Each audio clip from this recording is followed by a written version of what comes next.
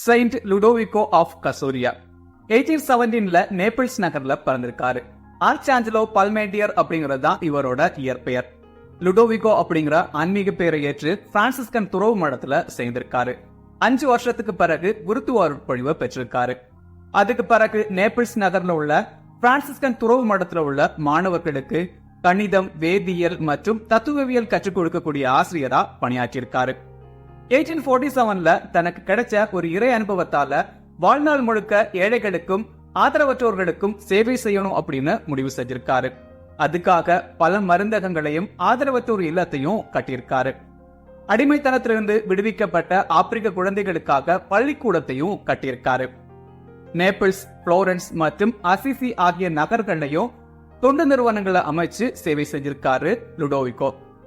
1859ல ஆண்களுக்கான பிரான்சிஸ்கன் 3ஆம் நிலை ஒழுக்கங்களை கடைபிடிக்கக்கூடிய ஒரு சபையை நிறுவியிருக்காரு.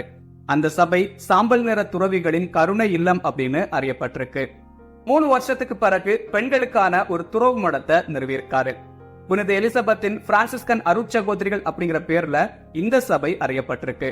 ஆண்களுக்கான துறவு சபையின் பணிகள் அமெரிக்கா, நியூ ஜெர்சி, இத்தாலி வரைக்கும் பரவியிருக்கு. ஒரு கட்டத்துல அந்த சபையோட துறவு மடங்களின் எண்ணிக்கை கம்மியாக திருத்தந்தை அந்த சபையை கலைச்சிருக்காரு. பெண்களுக்கான துறவு சபை இப்பவும் India, Ethiopia, America, Panama, Philippines ஆகிய நாடுகள்ல தொடர்ந்து சேவை செஞ்சிட்டு இருக்காங்க. லுடோவிகோ ஒரு கட்டத்துல தீராத நோயால பாதிக்கப்பட்டிருக்காரு. கிட்டத்தட்ட 9 வருஷம் கஷ்டப்பட்டிருக்காரு. இறுதியா 1885ல இறந்து போயிருக்காரு Ludovico. March 30 saint Ludovico of Casoria feast day.